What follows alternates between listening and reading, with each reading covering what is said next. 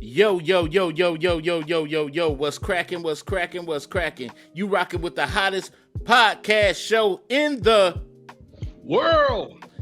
That's right, that's the Fatcat Show Network. Y'all know what's up. It's your boy, Fatcat, the thinking deacon, the sinister minister, the rabbi, Raymond Noodle. Y'all know what's up. And I'm down here with my dog, Roof. Y'all know who it is. It's T Satellite, but Bills. What's cracking?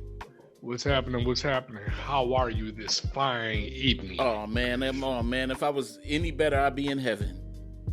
Ha! My grandfather used to say that. But anyway, man, we gonna have a good show tonight, man. Hopefully, I want to just give a shout out to my PG SG subscribers and stuff. Man, we the new page that I started on Facebook, man, and this is for podcasts, struggling podcasts that need support and need, we need each other, to grow and survive and stuff like that. So I don't know what's going on with my partner over here, man.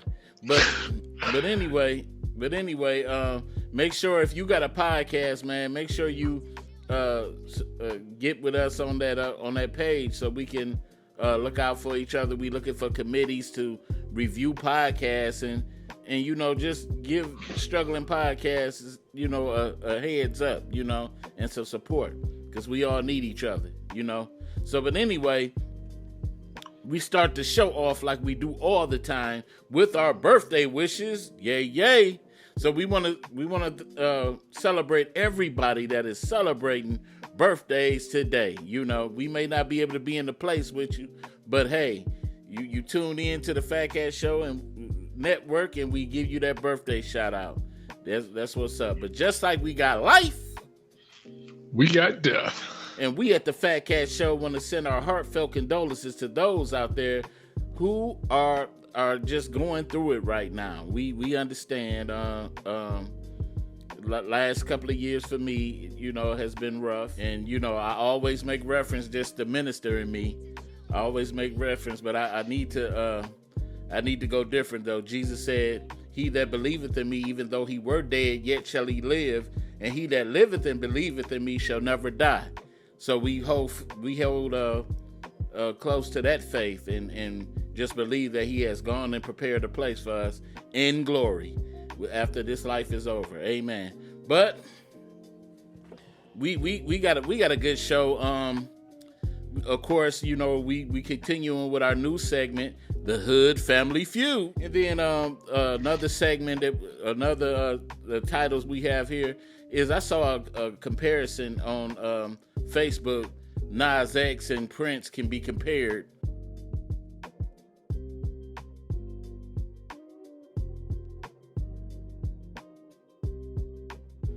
Compared, how they are. But then again, hey, who knows? We gonna talk about that later. And boy, I'm trying to think of this other one. And we're gonna talk about the off-duty DPD officer that was arrested for being in a stolen car. And all this, and then of course, our main topic for today. It says, should you date someone you know you're not going to marry?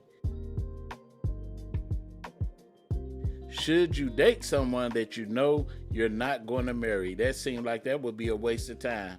But I just want to get into our first topic of today, and that's the DPD officer, man, that was arrested, man, in the stolen car. I really don't get it. I don't get it, but I want to look at first. I want to get into the video that was on the news, and we're going to go into discussion about this. Well, tonight, Detroit Police Chief James White calling for the officer allegedly caught in the passenger seat of a stolen car to be suspended without pay. DPD also saying the officer, who has yet to be named, resisted arrest during the traffic stop early Sunday morning, which was on Detroit's west side. Let's get out to Larry Spruill, who's live tonight with more on what the department is saying about all this. Larry? Good evening, Sandra and Devin. Leaders within the department addressed the Board of Commissioners today about this incident and the officer who was arrested over the weekend. He has been on the force for about 2 years, and tonight he's in trouble. Thursday, leaders within the Detroit Police Department informed the Detroit Police Board of Commissioners about one of their own. Local 4 learned an off-duty officer was arrested over the weekend. Chief James White immediately suspended the officer, but is now recommending him to be suspended without pay. He's a patrolman and a part of the force for about 2 years and worked in the 2nd District. Detroit police say that officer was a passenger inside of a stolen car near the intersection of Fullerton and Washburn. I had to be doing over 80 miles an hour. They flattened the tires, we heard the boom. Alfred Widman is taking us step-by-step of the incident. He had hit my car. This is starting to hit my wall. I mean, the off-duty police officer was in. Detroit Police Assistant Chief David LaValle says when his officers approached the car, they found an individual in the backyard. This photo of the stolen car from the scene is going viral and viewed thousands of times. That man was the off-duty officer. That's when they handcuffed him. Charged him with resisting and obstructing. Furthering the investigation, we did discover that vehicle that the off-duty officer fled from was a stolen vehicle in the state of Ohio. It's horribly disappointing. Anyway, we're not gonna go into too much of that video, but man, this has, like, it seems to be, we need to start really questioning the hiring of the police cadets and recruits. I know there's no way sometimes you can weed them out pretty good, but for him to feel like that this was the thing to do, and you know, especially it just show you the mindset of some of these police officers, like they're above the law, that they could do anything, any and everything. And like just recently, even before this incident, we had an incident, man. I know. Just recently, we had one with an officer that knocked a patron out in Greektown. And the thing that I have a problem with is that they don't ever, now if the police arrest us for something egregious, then they plaster our name and everything all on TV. But these officers, they cover them. They cover them under some kind of shield, like we can't know who these people are. We don't know, you know what I'm saying? And then they do their little investigation. But are you making this statement because of one officer? I'm doing countless things. I'm looking at it as a whole, where most people, as a whole, do you think it's a lot of bad cops out here? I think there is. I think there's a lot of bad cops out here, but for the most part, and I'm not saying this to down the whole police force, but because I have a couple of friends that are cops, you know what I'm saying, and they pretty good guys, but I'm just saying the ones that those aren't the officers that we gonna 9 times out of 10 run into, and they always put. It seems like the bad cops are always in the high crime areas. And you know what I'm saying? You don't know where you gonna run into these cops at, and they always quick to be gung-ho with certain things. You know what I'm saying? And I think it should be a better process of trying to, I'm pretty sure if this officer did something like this, then it gotta be something in his disciplinary file that you know, would have weeded him out. Because this ain't something you just a seasoned type of, well, he only had 2 years, but a well-thinking cop would have been like, oh, it's a good idea to just ride in the passenger seat of a stolen car. Something is not right. It don't add up. It's just not adding up to me. What do you think? When you say cops in the city of Detroit, a lot of times your face will get plastered if you're a black cop. So, and what that says is we shouldn't put these black cops out on the streets. So black people should not police themselves. Right. That's why a lot of times I almost have nothing to say because what makes me say is, why is something that a black cop is doing is getting so much attention? You know what? And it makes you wonder. And we step outside the city. It makes you wonder. Had George Floyd incident hadn't been caught on tape, how they would have handled that investigate, how they would have handled it. You know what I'm saying? It makes you wonder how they would have handled that situation. But it was too many witnesses, so they knew they had to see. You see, they almost let Amber Geiger slide through.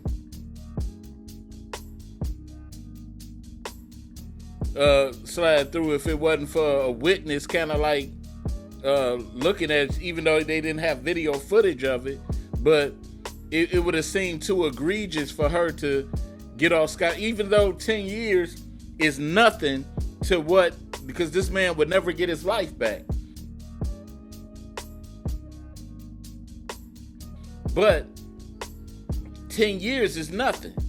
And it looked like the case was about to slip through the cracks. And even then, they didn't even charge her for what they call it, first degree murder. She was perjury because she lied. She lied to cover it up. So, but if that was one of us, then we would have got the perjury charge on top of that, and they just gave her some. How much time did Lil' Kim get for lying?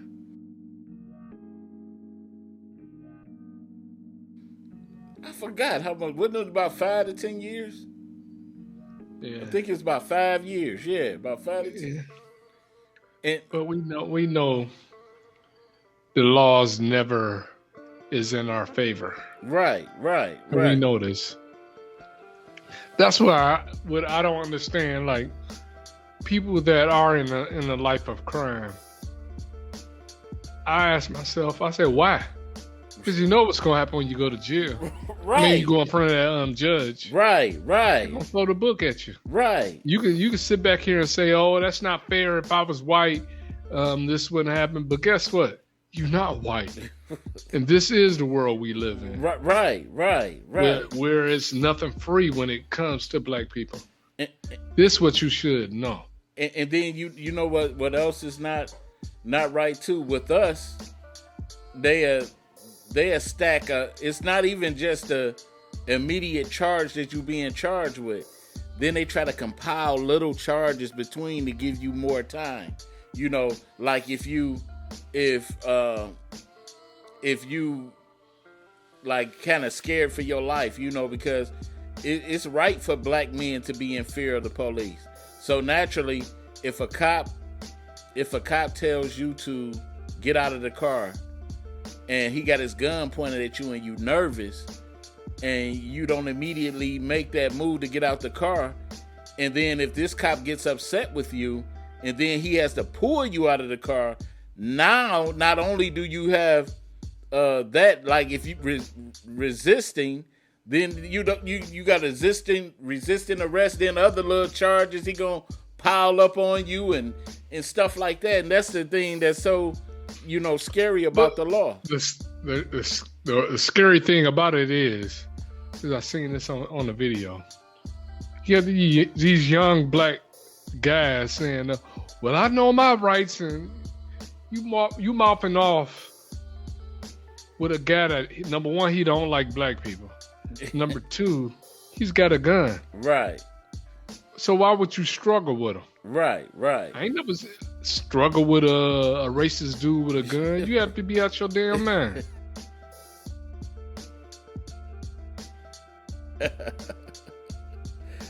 Not saying you being a punk, but yeah. You'll be the bravest dead guy in the world. And that's you'll be a brave dead guy, or a brave guy that's paralyzed.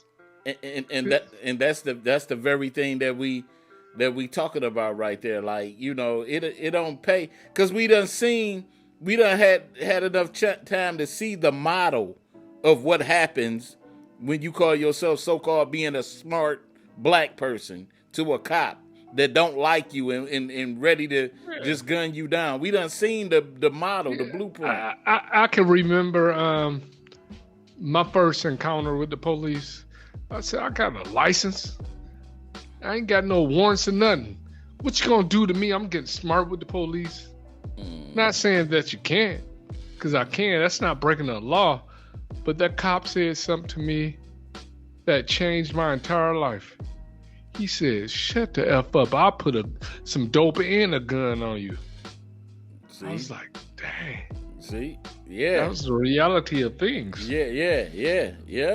And like I said, just going through what I went through with it before, it gives you a ideal of how much in control that cops have over your destiny. And that's why when I used to be driving with my wife and cops get behind me, I'd be like, oh man, here we go. And my wife be like, why you so nervous? You got license, you got insurance, you got all this stuff. Why you so nervous? I said, because any potential encounter with the cop could go sideways.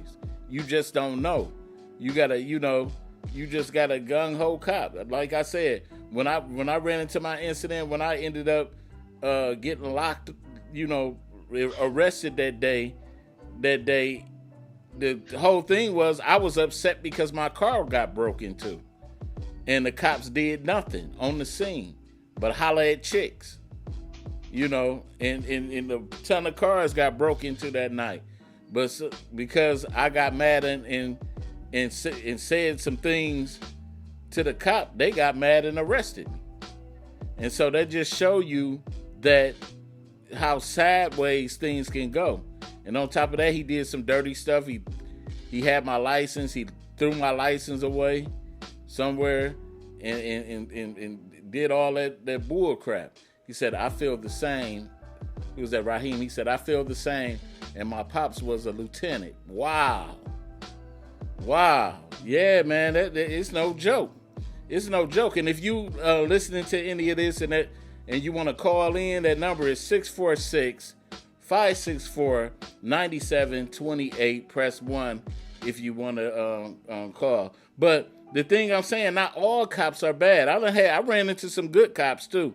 But it's some out there that are so gung-ho. And I might be talking to, and this officer, they hadn't yet showed him or nothing like that. I just put this one picture up there because they had it up there under that article. I don't know if that's him or not or whatever, but they actually concealing his identity. So, and that's the problem too, when they when they're not transparent with the public. And then we have these cops out here, these rogue cops that go out here and they shoot first and ask questions later.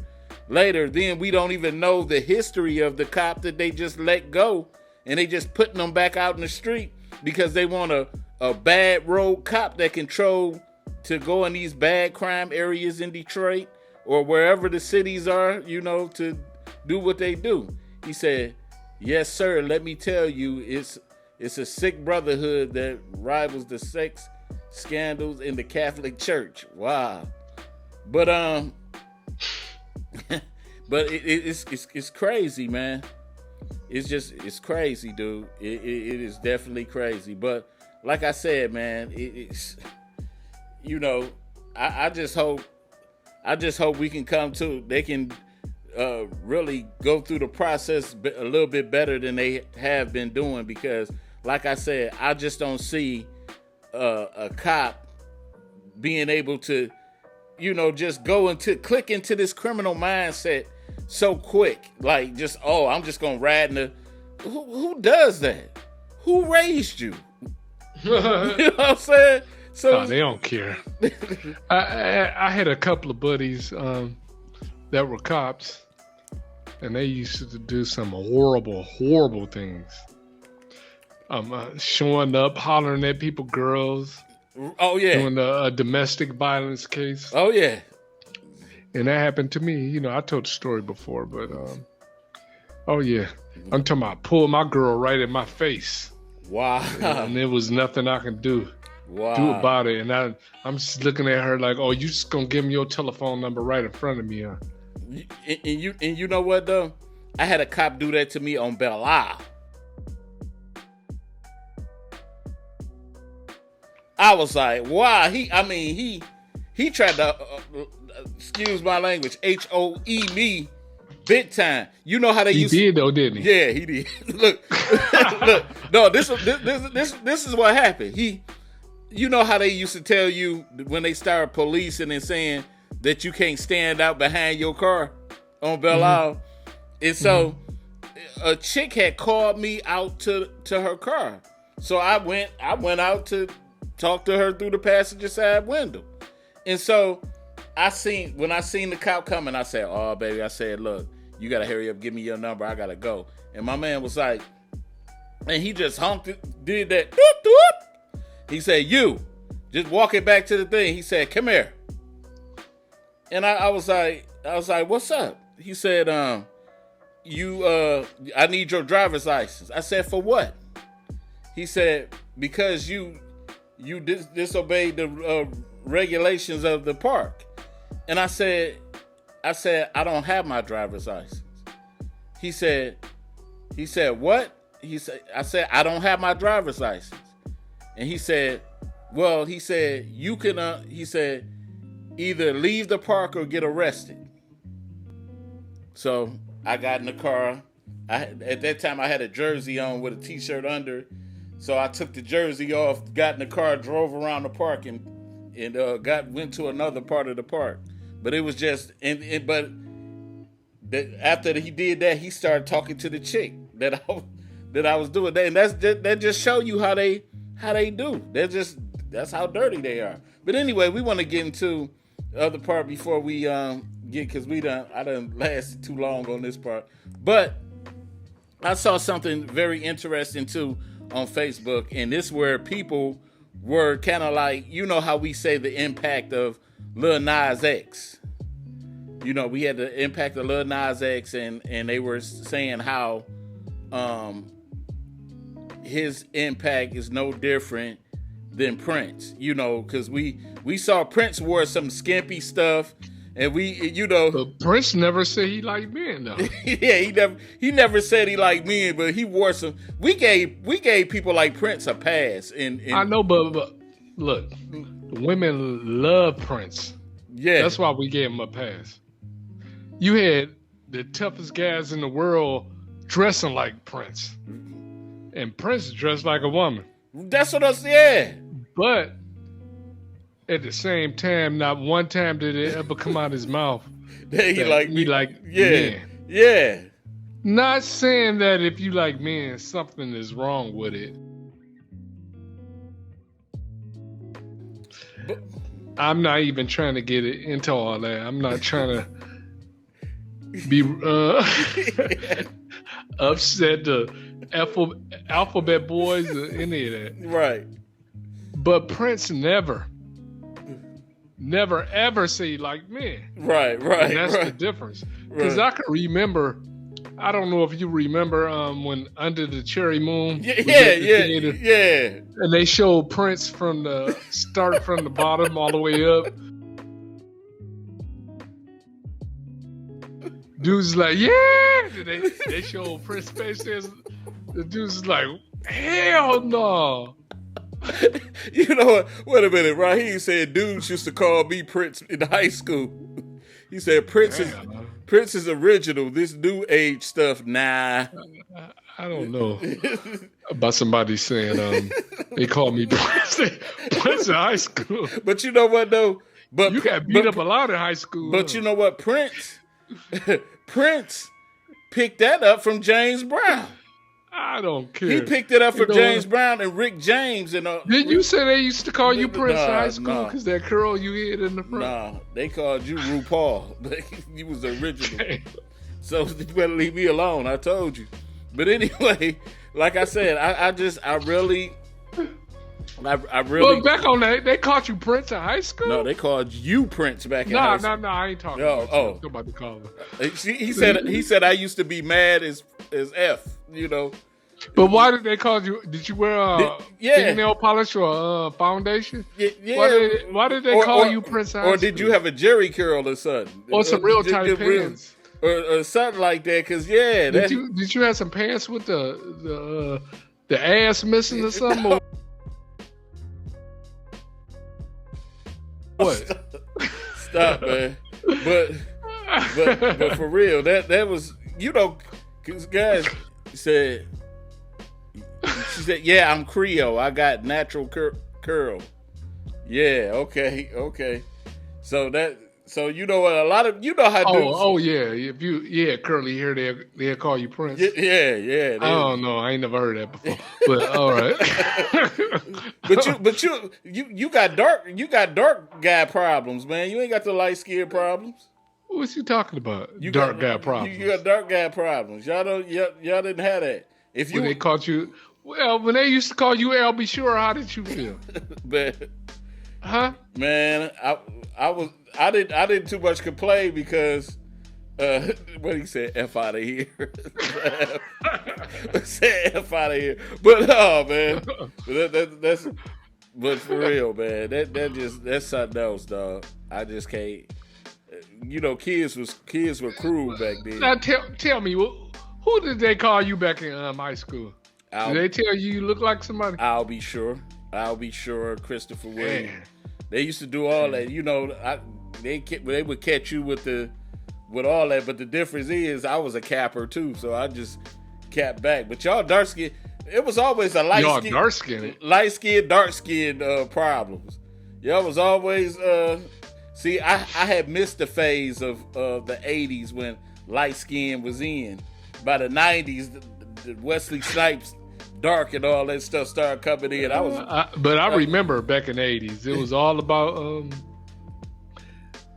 L.B. Shore, DeBarge, all them, and Prince. Yeah, Prince and all them. It was rough, man. Yeah, because look, I was so happy once New Jack City came back and girls like Wesley Snipes, right? The dark skinned cast. Oh man, and Bobby Brown. Oh right. Man, I was so happy.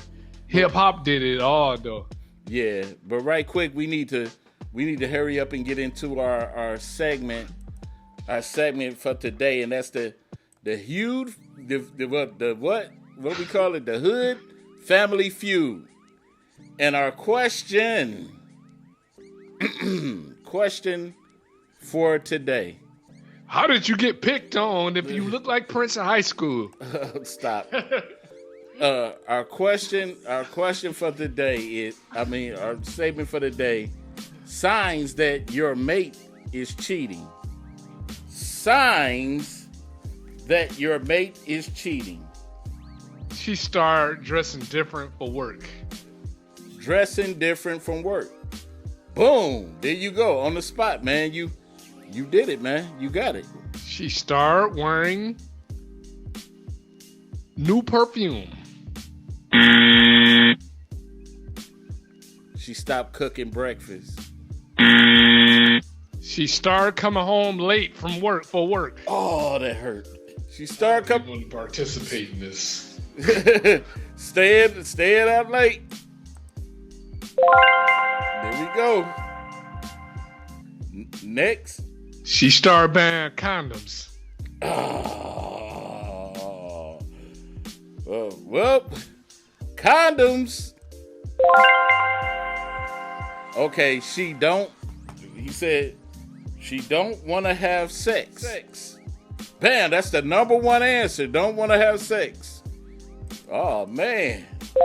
She started doing different moves in the bedroom. Changing patterns. There we go.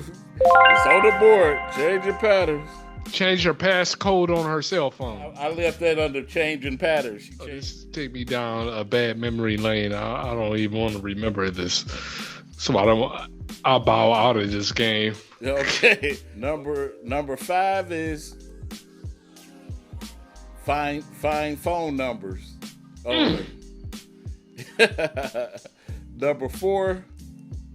But number 5 is sneaky phone conversations. We all know that. And the very last one is 8 is argue just to leave the house. Arguing just to leave the house. Oh, she doing man moves, huh? Yeah. So anyway, we wanna go to our commercial before we get into our topic for today. Need jewelry and don't want to spend an arm and a leg to get it? Jayla's Jazzy Jewelry. Want to look cute while cooking neck bone soup? Jayla's Jazzy Jewelry. Come to Jayla's Jazzy Jewelry where you can get a variety of beautiful necklaces, rings, and bracelets. Let the queen of bling customize you, cause you ain't been bling until you seen the queen. Tired of looking plain Jane? See the queen. Trying to change the game? See the queen. And the beautiful thing, you could look $1 million for $5. That's right, $5. Jayla's Jazzy Jewelry, where the queen don't stop until your jewelry pops. Skip the rest, try the best. Jayla's Jazzy Jewelry. Buy online or in person. Deliveries available. Ain't nothing but a queen thing, baby. At Jayla's Jazzy Jewelry. Try our website. Yo, we back. And once again, we want to thank everybody that tuned in tonight, the Fatcat Show. Thank you, Raheem, too. And we're going to get into our topic for today. And that's, should you date someone you know you're not going to marry? Should you date someone you know you're not going to marry? Now, for me, now, when you were younger, I say this. Of course, we all had to have our starter kit women. You know, we had to have the starter kit woman that, you know, somebody that we, you know, because we really, at an early age, we really didn't know what we had an ideal of what we liked, but we didn't know, you know, precisely what we really wanted in life. So we had what was called the starter kit woman. And so that's the one that we probably test sex out on. But stuff like that. Let me ask you this. What's marrying age to you? You know what? I think in your 20s, you should start in your 20s to, you know, if I could have controlled, I tried to get married in my 20s, but I couldn't. I got married in my 30s. I just couldn't. I really couldn't find that one. You know what I'm saying? I thought I had it. So in between that time, with the women that you were dating, that you knew that you didn't want to marry, but you might have wanted the cakes. Yeah. That's what I'm saying. The starter kit. Was it wrong for you still to mess around with her, knowing that this isn't a potential wife? Yeah. It was wrong. It was a waste of time, and it cost me too. Raheem he said it in this. He said it's a big waste of time. I just got finished with something like this. It's a big waste of time. It is. And now you look back on it, because think about this. Like, one relationship. I'm not saying no name, but one relationship, it lasted so long that it wasted a good part of my years. And so now, you know, but luckily my steps led me to where I am now. So I don't really look at it. But that's if you're an optimistic type thinker, and you take your bad situations and you look at it, you say, hey, that gave me the experience and the know-how that I got right now. You know what I'm saying? But I wasted myself a lot of stress and headaches with things that I shouldn't have, you know, dealt with so long. You know, I don't know. But those who are listening right now, if you want to comment, that number is 646-564-9728. Press that 1 if you want to comment. You know, let us know what your situation. You can call in. This number is toll free. You know, call in. Let us know what you're thinking. What was? Nah, I ain't gonna ask you that, because that's gonna put you in a dilemma. Yeah, so, don't do it. Yeah, I'm not. But you had any other one that you kind of like just knew? You like, man, why did I waste my time with this? All of them. Oh yeah, because because I'm not married. Yeah. Raheem said, I summed it up to I've had a failed marriage and a failed relationship, and I've been single now almost 2 years. You know what? And a lot of this is so sad because bad relationships kind of ruin good people. And good people, it's not that people don't want to be in relationships, but they're scared to be in relationships now because, especially for men. For men, women don't understand this fact that, hey, yeah, your life would be messed up somewhat if you get into a bad relationship with a bad dude. But with men, if we get into a bad relationship, y'all will mess us up financially. You could mess our headspace up, mess us up financially. You know what I'm saying? Where we have to struggle and work harder to try to get out of this thing. And 9 times out of 10, the court system is going your way because look, y'all got custody of the kids. We got to shell out money to try to even visit our kids or get, you know what I'm saying? Just any type of thing like that. Financially, we gonna be hurt. So wait a minute. Raheem says, so I got one more in me, but as of now, I'm good where I'm at. I'm 33. I just don't see it as far as I'm concerned. But you know what, Raheem, don't give up. Don't give up like that. You know what I'm saying? I say this. There's somebody out there because I was thinking like that too, and I'm 48, man, going on about to be 49 in a couple of months, and I thought, even my cousin told me, he said, man, you better off single. You better off with you single. And then I so happened to run into a young lady 2006 who later became to be my wife. And we've been married now for 12 years. We've been together 15. And so if I would have thought with that process of shutting my mind off and just trying to play this player role and do this, then I would never be where I am now. So don't give up. Don't give up on love. Everybody deserves love. You know what I'm saying? You don't want to grow up, get old, and don't have nobody. You be all by yourself in the house, and you know what I'm saying? And somebody, they end up having to find you, your kids or whatever, find you dead in there, and you ain't had nobody to care for you. Everybody deserves love, man. Everybody. And if anybody else want to comment on this, that number is 646-564-9728. Press that 1. If you want to comment. What you got, Satellite? Nothing at all. But I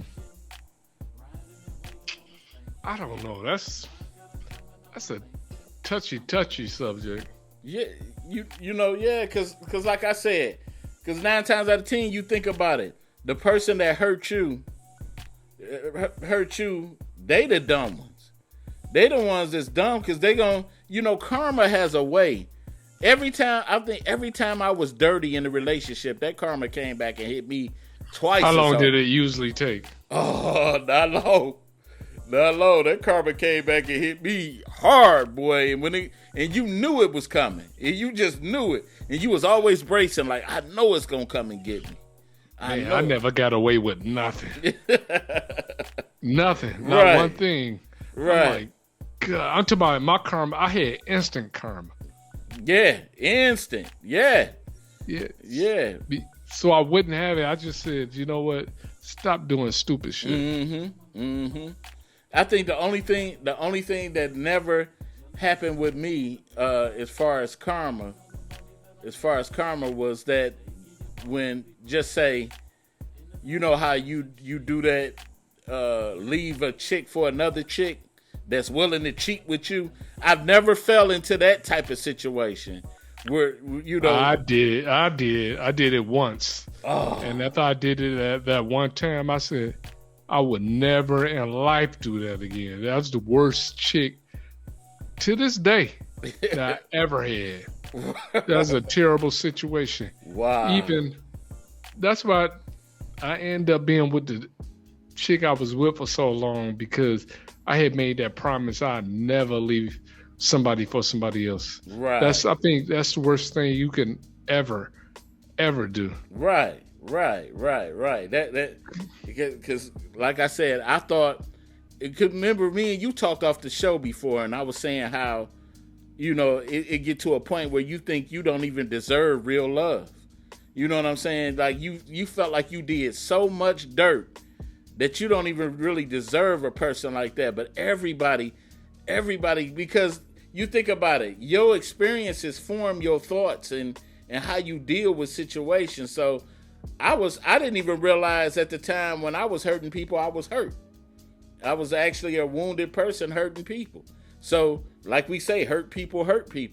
And so I didn't know. I thought I was, you know, just mask my feelings and try to play hard and try to take on some kind of Snoop Dogg persona or something, or some crazy. I'm just drawing an analogy, but you know, you trying to hide behind that mask and stuff, and you really deep down inside, you just really want somebody, you know, that you could call your own and just, you know, be with. But that hardcore presence in you, that rock in you that was chiseled once and got a crack in it that's hurt, you know, keep you from opening up and trying to really do right by another individual. Because, man, you know, I ain't gonna say, I'm just glad to be where I'm at now, and I'm glad I didn't let that affect me. Because I remember a potential relationship that I was going to have, and I couldn't even focus on the relationship because I was so busy waiting to see if she was going to drop the other shoe, and it ruined it. You know what I'm saying? Because I was so on guard, like, you ain't getting away with that. Hell no. This look familiar. This thing look familiar. You ain't about to. And then after a while, she's like, man, I can't deal with that. You know? But how many phone calls did you get after your exes found out you got married? You know, it's snay on snay. It's snay on snay. But I just, you know, it was I'll just say this. It was a lot of hating going on. I ain't gonna. So I'm talking about, you know, you get them phone calls like, "Oh, so you got married?" Oh, I heard you got married. Yeah. What would you say? Yeah, it was a lot. Yeah, I did. You know, it wasn't no secret that because I was. Well, I'm still happy. I'm just saying I was just happy to have somebody that to just call my own. Wait a minute, Raheem said Facebook went crazy in Springfield, Mass. Okay, what it do? I think I'm seeing a couple of glitches in over here. Said it just went crazy. They probably doing something. I don't know, man. But hey, but anyway, man. Let me ask you about this. Oh, when he said when I got married. Okay, he said Facebook went crazy. Oh, okay. Okay. But you know, you'll have that because like I said, you know, there were a lot of people that I did wrong that I had to actually pray for forgiveness for, because like I said, I wasn't in a good place. And then 9 times out of 10, even when you don't give yourself time to heal when when you get into some people. I know I was one of them individuals. All I know is I really about time you got married, you was completely healed. I was healed. Yeah. It's like, I'm healed. You know what? Because between relationships, between the last relationship I was in to my wife, about 3 years had passed. 3 to 4 years had passed. Well, that's nice period of time. Yeah, 3 to 4 years had passed, and I was like, so when you got fitted for your tuxedo, when everything was becoming real to you, you sitting there, you looked at yourself in the mirror, you said, "Damn, I have to walk down the aisle." Did you get a little nervous or what? You know what? Actually, you know what? I didn't do the tuxedo thing. we did a nice casual wedding. We did a nice little. What did you have on? I went and got a Steve Harvey suit. Got fitted for the Steve Harvey suit. And did you wear cologne? Yep, cologne. Actually, my wedding day was messed up because I had a hangover. I had a hangover and stuff, and my grandfather did the ceremony. He did the ceremony and stuff like that. But I remember waking up. I was nervous. I ain't gonna lie. I shedded a tear. Did you cry because you knew that was your last time being a single man, or did you cry because you loved your wife so much? I cried because I couldn't believe that somebody was willing to share their life with me. Oh, that's beautiful. You know what I'm saying? Shut that's up, man. I just didn't believe that I was at this point. You know what I'm saying? And we still got the copy of that.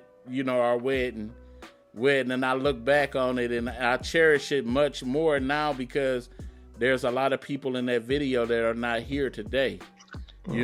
And so it's something. It was very. My kids were young and stuff like that, and it was just, matter of fact, my daughter was just a few months old. Was a few months old when we got married, and it was just, it was a beautiful time, man. But like I said, I wouldn't. I just pray to God that we live long, because me and you talked about this about.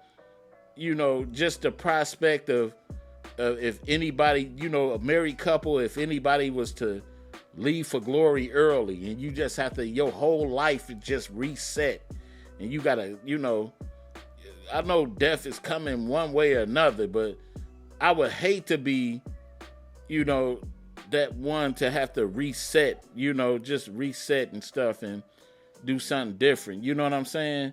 That would just take me out the game. You know what I'm saying? I just do not want to think about that prospect. But it's good. He said I might as well just call in, give me a few. Okay, we got 9 minutes. That number is 646-564-9728. Press 1 if you want to comment. Yeah, man, that thing is deep. But I still think, if I was single, I would basically be doing like you. I would really be taking my time. I wouldn't be in a rush. I'd be in that laid back mode. You know what I'm saying? And basically, just weighing the options. I know for me, I love being in love. I love the prospect of love. You know what I'm saying? It's a wonderful thing. I love it. And it's, but I know now, I'm old enough now to know that I can't just give my heart to anybody. You know what I'm saying? I can't give my heart to just anybody, man. I'm just going to, so I just sit back. And it's funny because you and a couple of my boys that are not married, they do it the same way. They play it. They sitting back. They not out there like, oh, I'm jumping. The first one I see that like me, I'm gonna walk down the aisle with. They just taking their time. They act like, hey, if I don't get a woman, it'd be all right. I'm just taking my time. So it's just one of them things. Because like I said, we have a lot more to lose if we get the wrong woman. Yeah, I messed up already. Nobody can have another 20 years of my life. No, thank you. I know. So I would rather take my time. That's 2 I'm in decades. No hurry to make a mistake. 2 decades, dude. 2 decades. Yeah, I could have been doing something else. That's all I think about. Wow. I could have had a V8.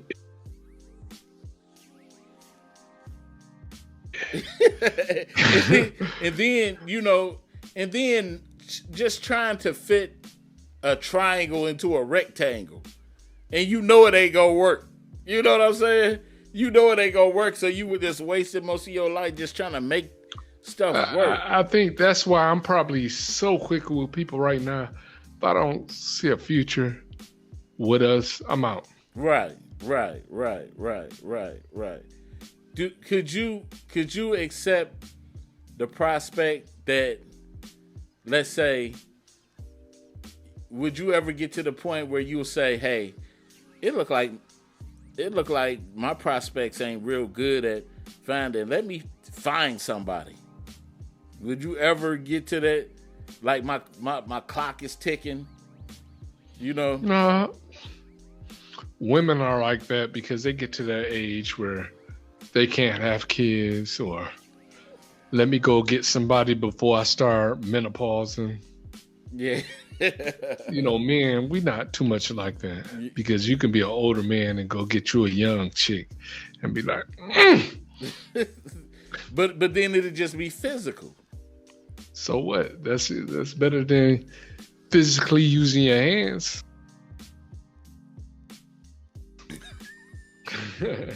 Killing yourself. Killing yourself softly. He said, laugh out loud. He said, mine was 18 months. I was completely blind. Wow. You know. Yeah, you can go blind too. You keep touching yourself. That's like the Northwood experience, huh? Just I have no idea what you're talking about. No, I'm just saying, no women prospects, no nothing. I had women. You didn't have none. Yeah. Hey, it is what it is. I was the man back home, though. But I wasn't the man back home. I wasn't the man at school either. I had a girlfriend. I didn't even want a girlfriend. Damn. I didn't even like her like that. Wow. It's crazy, but like I said, man, I appreciate the journey, man, and I just, that I had to go through, especially after it turned out the way it did. So I just learned to just value things a little bit more than I do. Somebody made a very funny point. I think I heard somebody on Facebook said everybody knows the cost of things, but they don't know the value of it. You know the cost, but you don't know the value. And that was a deep saying to me. Like, wow, we have it. We'll pay the cost for it, but when we get it, we don't know the value of it. And that was so deep to me, and I was just like, but I wonder why these women, I'm talking about women around my age. That's why I don't really like talking to women around my age. For some reason, they don't know about going to the doctor and getting medication for menopause and the hot flashes. Because that's what I'm talking about. If you're talking to a woman in her 40s or 50s, that's what you're going to be dealing with.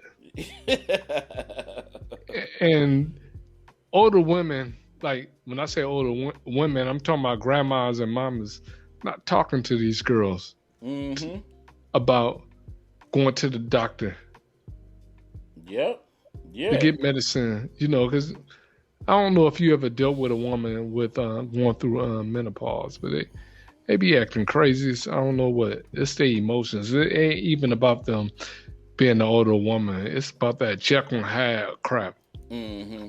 And if you with somebody long enough, they're gonna go through that. Right. So it's nothing unless you're gonna be like Hugh Hefner and just keep replacing them with some younger people. But everybody ain't have Hugh Hefner. Everybody ain't got Hugh Hefner's money. Yeah. So you can't do that. Right. So you're gonna sit your butt down and deal with them crazy conversations. But wasn't he married? I thought he was married. I think he got married a couple of times. Yeah, he sure did. Yeah. He got to the point where he said, what the hell? I'm not doing that no more. Right. Ain't that something though? But hey, to each his own, man. I just I wish love for everybody, man. I think half the time that's what's wrong with the world right now. And that's but some people get that. You know what tripped me out? Some of the dirtiest people, man, they find good 90 seconds. They find good love in their life, a person that really want to love them, but they waste it. And then by the time that good girl gets to a good guy, she's ruined. She's ruined, and she don't know how to appreciate a true guy trying to love her. Yeah. That's that thing. Because how many times? But dating in your 40s is terrible. Yep. So I'm talking about because the women in their 40s, they've been ran over and lied to and cheated on so much. About time you get them, you trying to prove to them that you're not like the last guy. Right. So anyway, why would you do that when you can go get you some young cakes? But we down to the last 30 seconds. We want to thank everybody for tuning in. Thank you, Raheem, once again for tuning in. Next time, man, you got to call in to the show, man. We want to hear from you. But anyway, we're about to get up out of here. Thank everybody for tuning in. Like I said, don't waste your time. Don't waste your time, and if you ain't gonna marry that dime, if you really 10 seconds, do your thing, and get married. But anyway, we up out of here. Peace from the Middle East.